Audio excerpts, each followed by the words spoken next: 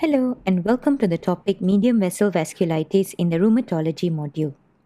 By the end of this topic, you should be able to define medium vessel vasculitis, explain the pathophysiology of the disease, outline the causes of medium vessel vasculitis, describe the classification of medium vessel vasculitis, outline the investigations, discuss the principles of management, and explain the complications as well as the prognosis of medium vessel vasculitis. Let's get started. In this deck, we will be exploring medium vessel vasculitis, which includes polyarteritis nodosa, cutaneous polyarteritis nodosa, and Kawasaki disease. Both polyarteritis nodosa and Kawasaki disease are examples of necrotizing vasculitis. Their genetic predispositions, infections such as hepatitis B, immunodeficiency virus, parvovirus B19, and other superantigen-mediated activation of lymphocytes that actually initiate three possible mechanisms of vascular damage. First, deposition of immune complexes that lead to complement cascade. Second, an inflammatory response involving anti-neutrophil cytoplasmic antibodies or ANCAs of the humoral hand. And lastly, T lymphocyte response with granuloma formation, which is cell-mediated. This can eventually lead to endothelial cell activation with subsequent vessel obstruction and ischemia of dependent tissues. Ultimately, this may cause hemorrhage into the surrounding tissue and weakening of the vessel wall, leading to the formation of aneurysms. Nodule and aneurysm formation results from panmural fibrinoid necrosis and aneurysmal dilatation of the arterial wall and is a common feature of necrotizing vasculitis. First, we'll look at the etiology of polyarteritis nodosa. In a subset of patients with polyarteritis nodosa, hepatitis B virus infection has been implicated as the underlying cause. Hepatitis B virus-related polyarteritis nodosa, however, has progressively decreased as a result of vaccination and improved screening of blood products. In the remainder of patients, the etiology is actually unknown. Genetics, infectious, and environmental agents are thought to play a role in the genesis of disease, but no conclusive evidence were found. Moreover, idiopathic polyarteritis nodosa responds to immunosuppressive therapy, which suggests an immunologic mechanism. Next, in Kawasaki disease, the exact cause is unknown. Genetic susceptibility to immune hyperreactivity may be attributed to several genes with functional relationships to inflammation, apoptosis, and cardiovascular pathology.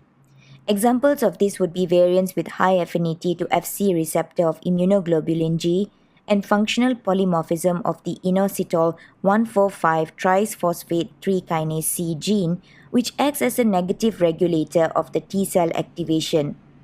Observations have also suggested that the disease is triggered by an unknown infectious agent, which could be viral or bacterial in origin.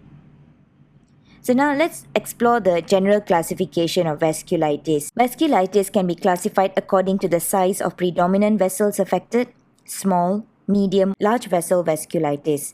However, there is often substantial overlap. Categorized under medium vessel vasculitis, we see polyarteritis nodosa, cutaneous polyarteritis nodosa, and Kawasaki disease. The American College of Rheumatology 1990 criteria for the classification of polyarteritis nodosa includes a list of 10 criteria. Fulfillment of at least 3 of the following criteria are required to determine polyarteritis nodosa in patients with known primary systemic vasculitis. This is an example of classification of the cutaneous polyarteritis nodosa. It's divided into 3 groups: mild cutaneous, severe, and progressive.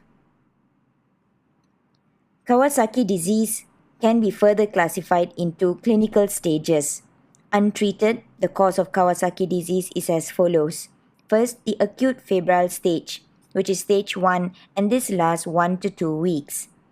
Then the subacute stage, which is stage 2, follows, lasting for another 2 weeks. The convalescent stage, which is stage 3, comes next, lasting roughly 4 weeks. And finally, the chronic stage, which is stage 4, which is variable and it's not certain in all cases. Moving on to the symptoms of medium vessel vasculitis. In polyarthritis nodosa, the presentation often mimics many other disorders and the cause of disease varies widely. Symptoms are dependent on the location and severity of arthritis and extent of secondary ischemia. Organ involvement may be isolated or the entire organ system may be affected. Typically, patients present with non-specific complaints of fever, weight loss, muscle aches, and joint pain. Other symptoms of polyarthritis nodosa are motor weakness and sensory loss, pain in the chest abdomen or extremities, skin ulcers or lesions, and newly developed hypertension. In cutaneous polyarthritis nodosa, vasculitis is limited to the skin, hence only dermatological signs such as subcutaneous nodules, non-purpuric lesions, livedo reticularis are highlighted. In polyarthritis nodosa, the signs a clinician would observe include fever, arthralgia, palpable or necrotic purpura, diffuse myalgia, orchitis, gastrointestinal manifestations such as non-specific abdominal pain and changes in peripheral sensation. In cutaneous polyarthritis nodosa, vasculitis is limited to the skin, hence only dermatological signs such as subcutaneous nodules, non-purpuric lesions, and livedo reticularis are highlighted. In Kawasaki disease, the first symptom is often persistent high-grade fever, which is more than 39 degrees Celsius, fever lasting at least 5 days. Patients also often complain of a rash originating from the trunk, reddening of the palms and soles with subsequent peeling of the skin. Other symptoms are swelling of the extremities, conjunctival congestion, dry tongue, strawberry tongue, and cracked lips. There are two forms of Kawasaki disease, complete and incomplete. The diagnosis of complete Kawasaki disease requires the patient to have had fever for 5 days and 4 to 5 principal clinical features. The principal clinical features are extremity changes, polymorphous rash, oropharyngeal changes, painless bilateral non-exudative conjunctival injection, and acute unilateral cervical lymphadenopathy with lymph node diameter exceeding 1.5 centimeters in size. Incomplete Kawasaki disease is diagnosed when there is fever for 5 days, but only 2 to 3 of the principal clinical features with lab findings suggestive of the disease or abnormalities on an echocardiogram. Next, diagnostic investigations in polyarthritis nodosa include the presence of anti-neutrophil cytoplasmic antibodies or ANCA and histopathological changes, namely fibrinode necrosis of the walls of medium or small arteries with marked inflammatory response within or surrounding the vessels. In the case of Kawasaki disease, diagnostic findings are polymorphonuclear leukocytosis, thrombocytopenia, increased ESR and CRP on blood investigation in the acute phase of Kawasaki disease. An ECG would reveal tachycardia, prolonged PR interval, ST segment and T wave changes, and decreased voltage of R waves. All these findings point towards myocarditis. Abnormalities in Q waves, ST segment, and or T waves suggest possible myocardial infarct. In that case, cardiac enzymes will provide more insight to the patient's condition. Abnormalities in the coronary artery can be detected on transthoracic echocardiography. These are useful bedside tests which include urine analysis where there's presence of proteinuria and hematuria suggesting possible glomerulonephritis, and it's helpful in identifying bladder toxicity in patients treated with cyclophosphamide. ECGs are also useful in monitoring possible myocarditis or myocardial infarction. Routine lab studies ordered in polyarthritis nodosa are a full blood count and differential which would reveal nomochromic nomocytic anemia, leukocytosis and thrombocytosis, and this is consistent with the picture of an ongoing inflammatory process. ESR and CRP are likely to be elevated along with C3 and C4 levels. Albumin studies would likely reveal low levels due to chronic inflammation, third spacing or vascular leakage. Factor VIII related antigen is also expected to be elevated.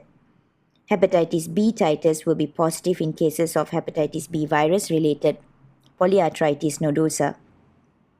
Kawasaki disease, on the other hand, mild to moderate disease will commonly reveal nomochromic anemia and thrombocytosis. Hypoalbuminemia may be present, and is associated with increased severity and prolonged disease. ESR and CRP is commonly elevated as well. As we go on to imaging studies, they are utilized to identify anatomical abnormalities, assess the disease severity, and prognosticate the disease.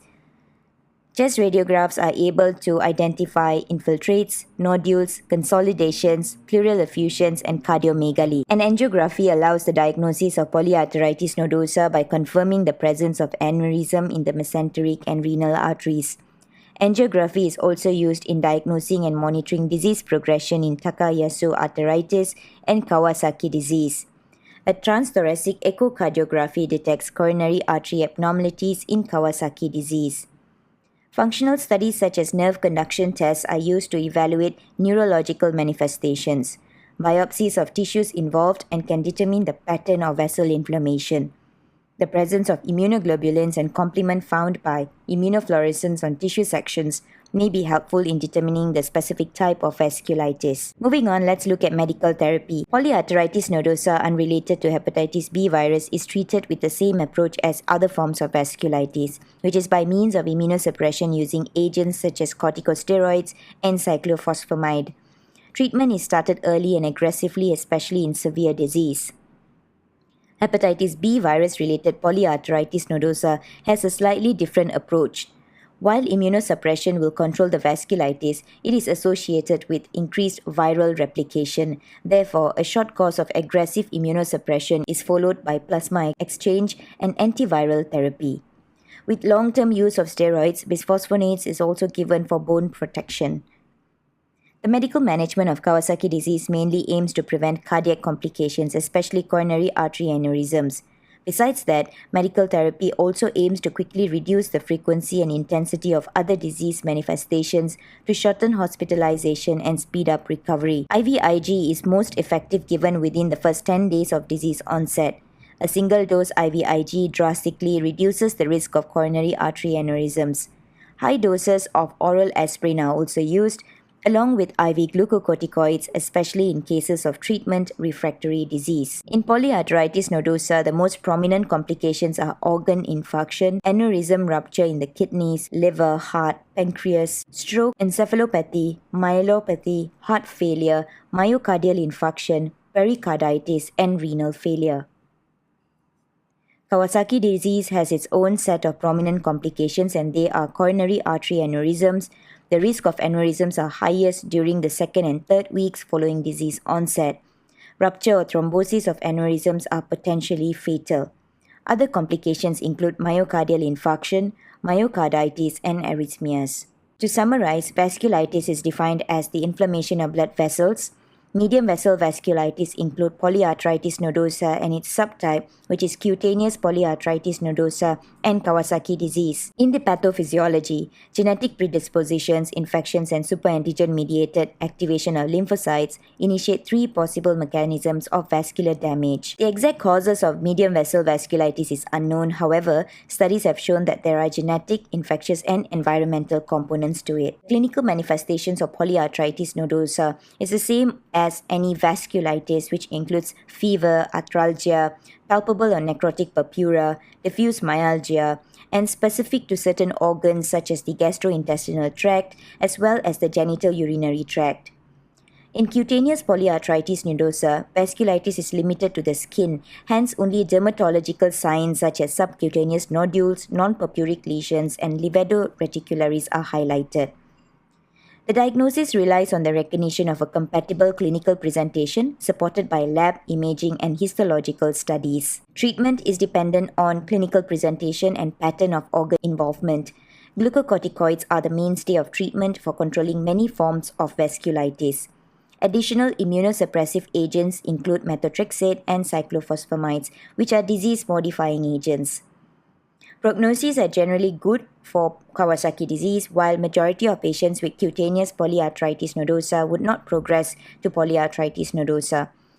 A regular follow-up for these patients are important to monitor development of complications. We have come to the end of this topic. Thank you.